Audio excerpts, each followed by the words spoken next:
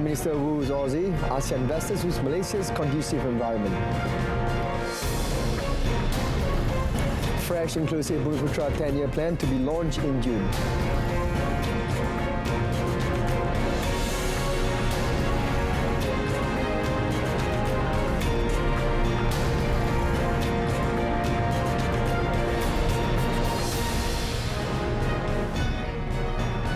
Salam Malaysia Madani, I'm SAHIH and you're watching Malaysia Tonight. Urging Australian and ASEAN investors and businesses to seriously consider Malaysia, Prime Minister Datuk Seri Anwar Ibrahim underscored the importance of political stability, clear policies and good governance in creating a conducive environment for investment and economic growth in Malaysia. In a mission to court Australian and ASEAN investors and businesses at the Invest ASEAN conference in Melbourne, Datuk Seri Anwar said, Malaysia currently under his stewardship is stable and strong. There is a clear strategy. Of course, we learn from the experience of the other countries and the experts. And we realize that in order to propel the economy forward, then the fast track, to accelerate the pace of digital transformation is required. Therefore, we do whatever is necessary to ensure that this happens. Now, with political stability, clarity, policies, and priorities set up, we of course then have to ensure that we execute them at a fast pace. Datuk Seri Anwar said the government realised that to propel the economy forward, it was essential to fast-track and accelerate the pace of priorities, for example, in the digital transformation. In response to a question on sovereign wealth funds, the Premier said that while these funds are technically under government control, business decisions made by entities like Khazanah Nasional and Petronas, which he chairs back home, are purely business. On another note, the Prime Minister said as chair of ASEAN in 2025, Malaysia will attempt to breathe new life into ASEAN-led forums to achieve something of consequence. He said for Malaysia, the forums included the East Asia Summit, the ASEAN Regional Forum and the ASEAN Defence Ministers Meeting ADMM+. The path ahead will not be easy. A degree of inertia has unfortunately set in. There's a deep-seated conservatism, an assumption that little can be done. But this is not the moment to be faint-hearted. I believe that with enough will and support from our partners, we'll be able to achieve something of consequence. The Premier said this in his public lecture at the 2024 Gareth Evans Operation at the Australian National University, attended by more than 500 students. Datuk Seri Anwar said for Malaysia, ASEAN acts as a multiplier and indispensable platform for the countries of Southeast Asia to exercise their agency. Irrelevance, decay or reversal are not acceptable options. ASEAN's advancement is at the core of our strategic interests. Meanwhile, in terms of efforts to reduce carbon footprint, the Premier said Australia, Malaysia and ASEAN countries must strategically plan to adapt to rising sea levels, heat waves and disrupted water cycles to enhance climate resilience while safeguarding investments in low-carbon transitions. Meanwhile, Datuk Seri Anwar said he does not accept the fatalistic view of the world that major power rivalry has become a structural feature of regional affairs and nothing can be done to moderate it. He said the region's responses to the rise of China will be a critical determinant of whether the region will be characterized by detente or discord. To tailor our strategies effectively, we need to adopt measures of empathy, to put ourselves in their shoes, to see how others see us. For the leaders of China, it is only natural for them to be more forthright in assessing their interests. A growing economy naturally leads to greater diplomatic influence and a more formidable military. In their eyes, the adverse reactions to China's rise, militarily, economically, and technologically, represent nothing less than an attempt to deny their legitimate place in history. He believed that Malaysia and Australia have a duty to try their utmost to encourage the United States, China and other major players in the Asia-Pacific to conduct themselves in a manner that is conducive to the enhancement of regional cooperation and economic integration. China appreciates Prime Minister Datuk Seri Anwar Ibrahim's stance on China phobia among the US and its allies. Minister at the Chinese Embassy in Malaysia, Zhang Zufang, said Datuk Seri Anwar's remarks reflected the wish of developing countries in pursuing independence and development. In a meeting with Bernama's chairman, Datuk Seri Wong Chung Wai, during a courtesy visit to the national news agency, Zhang said Malaysia is friendly neighbour to China and one of the priority is China's neighbourhood diplomacy, adding that it will continue to work with Malaysia to elevate the bilateral relations to a new level. Datuk Seri Anwar, in an interview with the Financial Times last month and again during his official visit to Australia this week, stressed that Malaysia will not be dictated to by any other country over its relations with China. On a separate development, Zhang said China will work closely to support Malaysia in playing a greater role in ASEAN and international affairs and push ASEAN-China relations as well as the East Asia cooperations to new heights. This year marks the 50th anniversary of Malaysia-China bilateral diplomatic relations and Malaysia-China Friendship Year. Malaysia and China forged formal diplomatic relations on 31st May 1974. Meanwhile, the second China-Malaysia Science and Technology Innovation Summit 2024 today saw the formalization of 3 partnerships between Malaysian and Chinese businesses. These collaborations are aimed at fostering sustainable economic growth and promote innovation and technological advancement between the two nations. The partnerships involve the launch of the Malaysia-China Technology Innovation Industry Alliance, MCTIIA, the formation of the China and Malaysia Institute of Modern Craftsmanship of Digital Economy and a MOU for joint production and retailing of Musang King products. The theme of the summit, Fostering Collaborative Innovation, Building the Future Together, reflects our shared commitment to advancing together towards a future shaped by collaborative innovation with particular focus on the deepening collaboration between China and Malaysia in the realms of science, technology and innovation. The minister added the government is positive that through collaborative supervision as well, better support structure between Malaysia and China will contribute to a more competitive development through the use of green technologies and bigger market access for both countries. The government will launch a more inclusive and fresh Bumiputra long-term plan for the next 10 years in June. According to Economy Minister Rafizi Ramli, this is part of government's effort to revitalise the Bumiputra socio-economic status through various sectors. He added inputs, proposals and opinions gathered during the 2024 Bumiputra Economic Congress will put in categories and translated for the new Bumiputra Strengthening Plan. Kerajaan juga akan memberi fokus kepada usaha pemerkasaan dan pengupayaan golongan pertengahan Bumiputra yang dipanggil middle class ini yang mampu mencipta nilai kepada ekonomi beralih daripada yang sekarang ini menambah nilai dengan makan gaji kepada mencipta nilai supaya lebih banyak penyertaan kelas menengah Bumiputra dengan membina perniagaan dan meningkatkan pendapatan berbanding seperti yang saya sebut sebelum ini, hanya menambah nilai ataupun bergantung harap kepada pekerjaan bergaji semata-mata. According to Rafizi, the Bumiputra middle class produces highly experienced professionals, but it lacks in terms of creating value compared with the non-Bumiputra professionals in the country and also the middle class abroad. Hence, he said the government focus will be more on building an ecosystem in terms of laws, incentives, taxation and building investment talent among the middle class. Bank Negara Malaysia has decided to maintain the overnight policy rate at 3.00%. In a statement after its Monetary Policy Committee meeting today, Bank Negara said growth for Malaysia is expected to improve in 2024, driven by the recovery in exports and resilient domestic expenditure. The central bank said export growth is turning positive after contracting since March 2023 and will continue to be supported by stronger global trade. Tourist arrivals and spending are poised to rise further, while continued employment and wage growth remain supportive of household spending.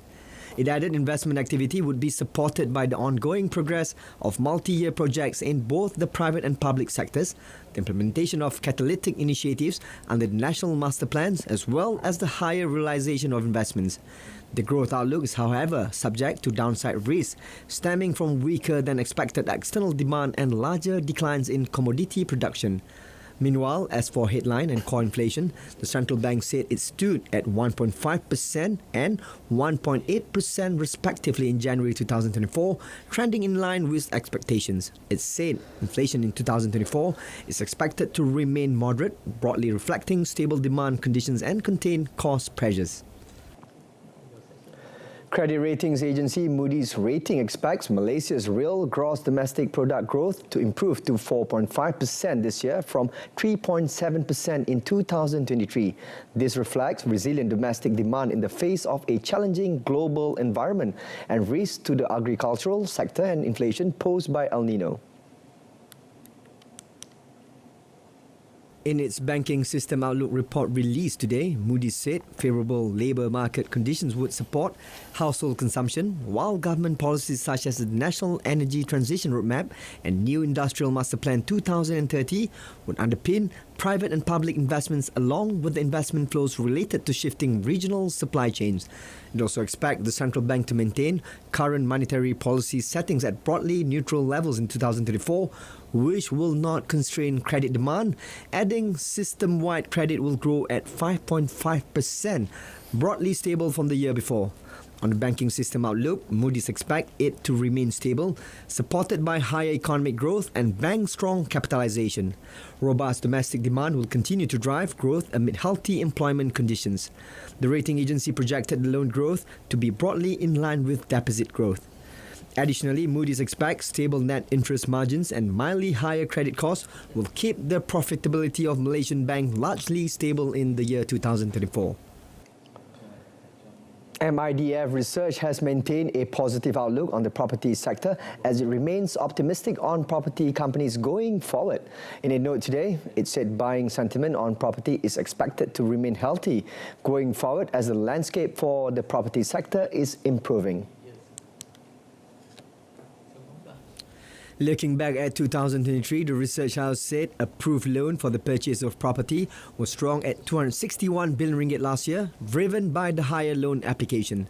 While approved loan data in January 2024 remained encouraging as it grew by 40.8% year-on-year and 14.1% month-on-month to 20.4 billion ringgit, driven by the higher loan application. Looking ahead, MIDF Research said property companies were generally more optimistic about the outlook for financial year 2024 by setting higher new sales targets.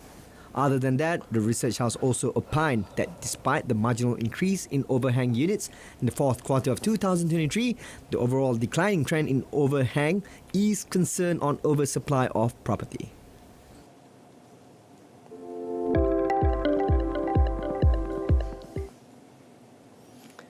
And now we move on to our next segment on the table. Over to you, Otto.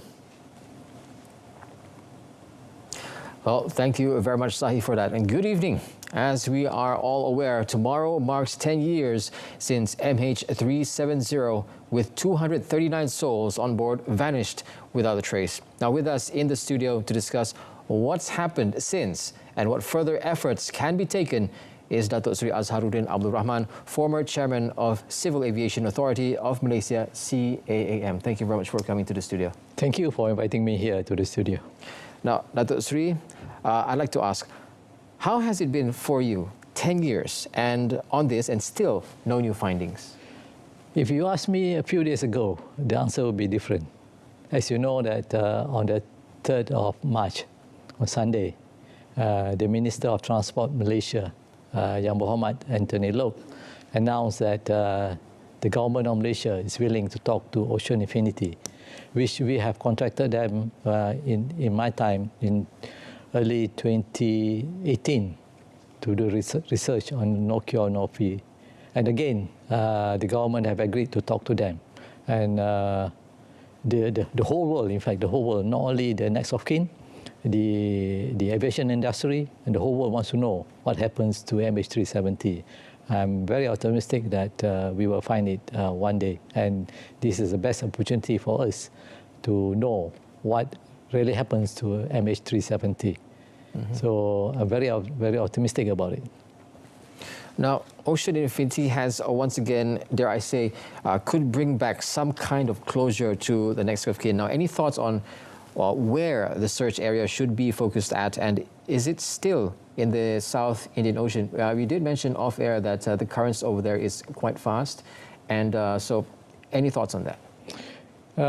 Yes, the area, as mentioned by one of the participants in the Remembrance Day at Subanjaya, 3rd March, have indicated that the area is on the, not exactly the same, but more towards out of the 7 arc, we call it. We call it 6 handshake, 6 arc. This is last handshake, last arc, the 7 arc.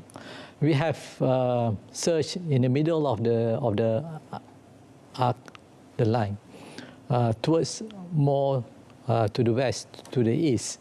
And now the experts have been analyzed the area again, and they reckon that we have to search more towards to the east and to the west.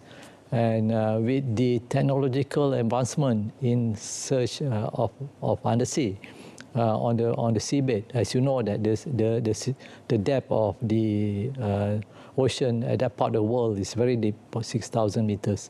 And with the technological advancement that Ocean Infinity have, and also the know-how, I think they should be able to find the wreckage this time, if the wreckage is there. Yeah.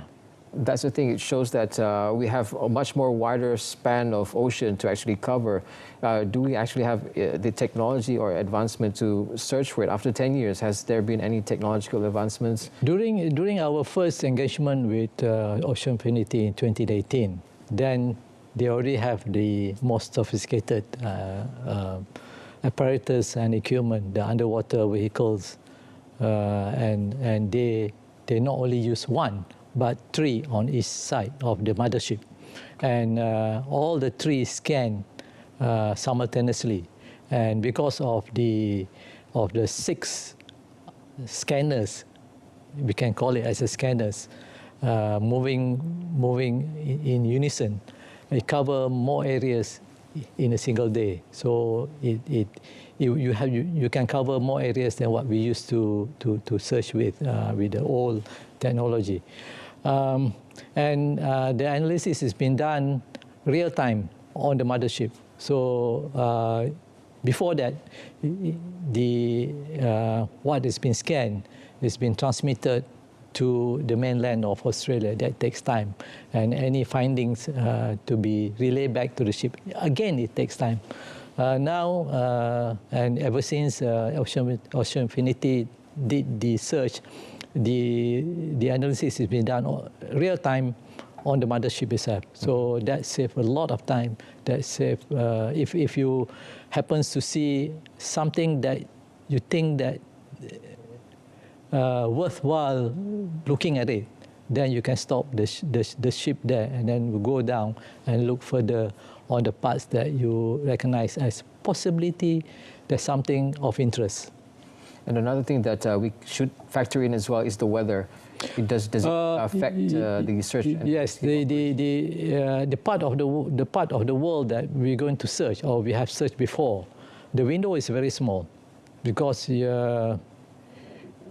it is winter time now, almost over. No, now is autumn, going into winter, because southern hemisphere, and when it's winter there, it rains, and the wave is very high, and it's not a conducive time to do the search, because you need a very calm sea. Mm-hmm. So the best time is during summer period. Yeah. Mm-hmm. Datuk Seri, I'd like to have your opinion on this, on the debris that washed up near our Reunion Island, and what implications that had on this particular incident. Very interesting. That's the first debris that we ever found on this MH370 incident.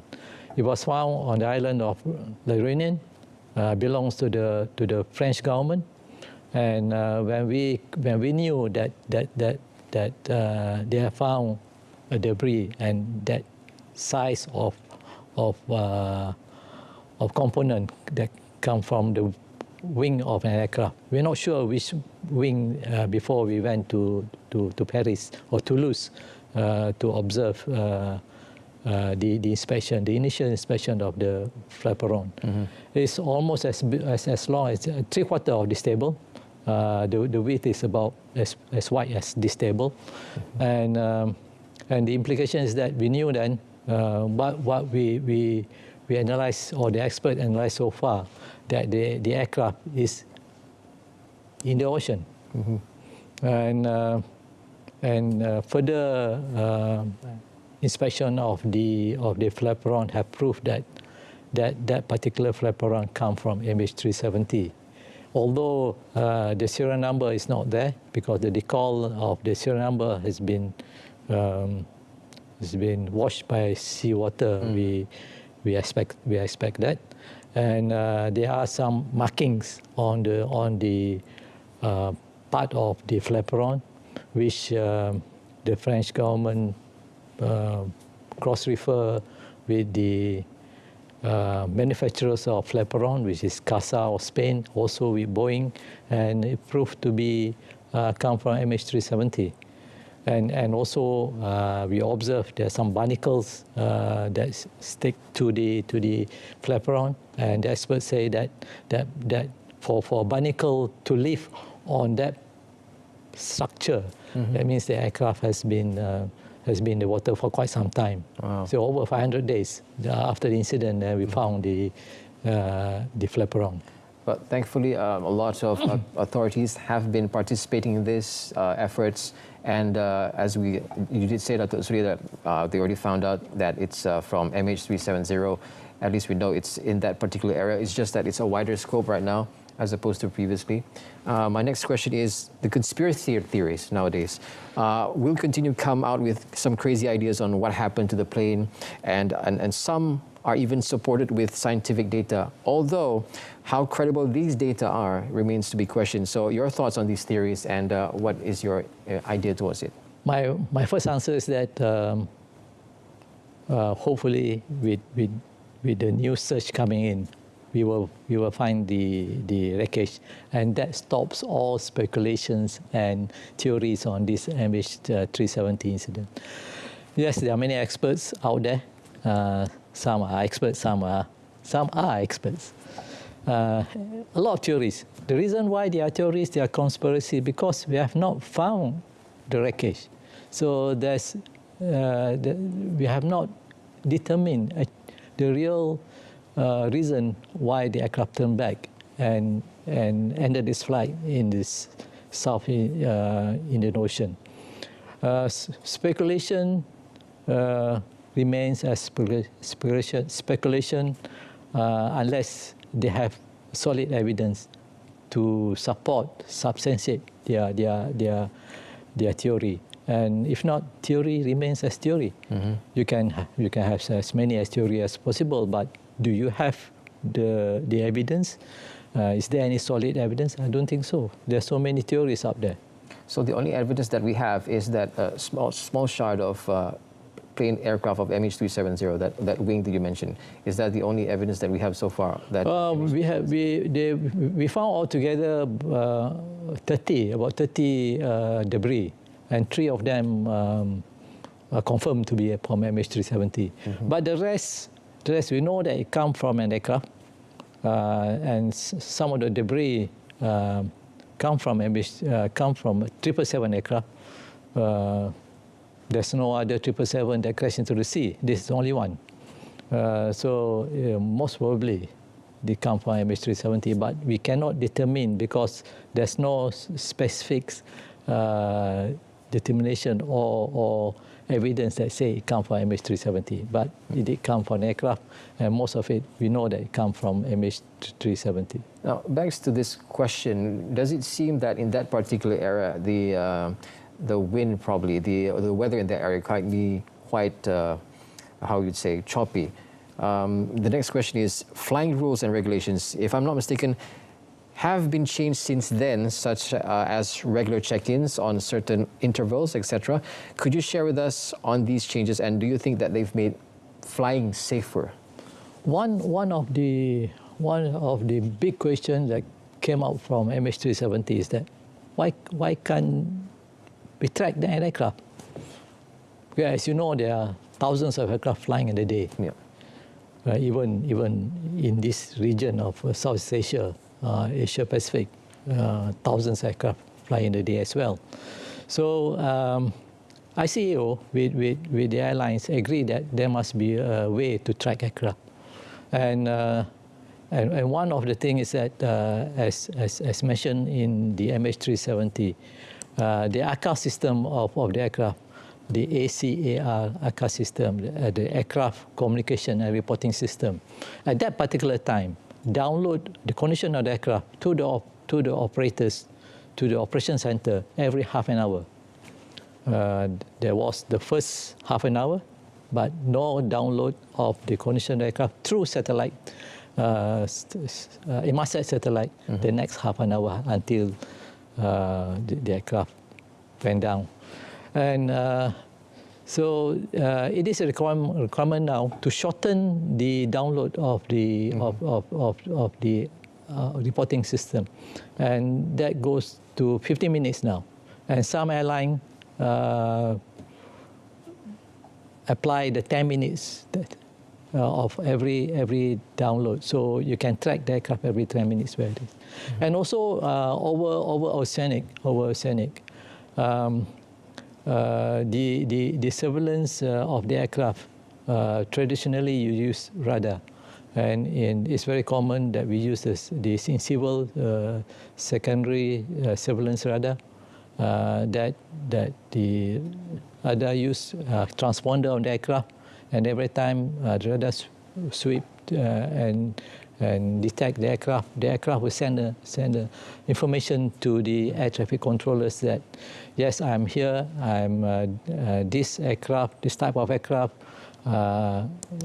in airline, whatever airline, flying on this heading at this particular speed, and how high I'm flying. Okay. Now you're using a satellite communication system, ADSB, which give a very more accurate tracking of the aircraft, and the aircraft will communicate where they are to the satellite. The satellite beam down straight to the ground station and to tell where the aircraft is. So unfortunately, that's all the time that we have for tonight, and I'd like to say thank you so much, Datuk Sri, for coming to the studio and enlightening us on some updates and further actions that can be taken through the authorities with regards to MH370. So I'd like to thank once again Datuk Sri Azharuddin for your insights, and to wrap up tonight's Malaysia Tonight as well. And together with my colleague Zahi Samsudin, I would like to say thank you very much for joining us, and from the river to the sea, Palestine will be free. Salam Malaysia Madani.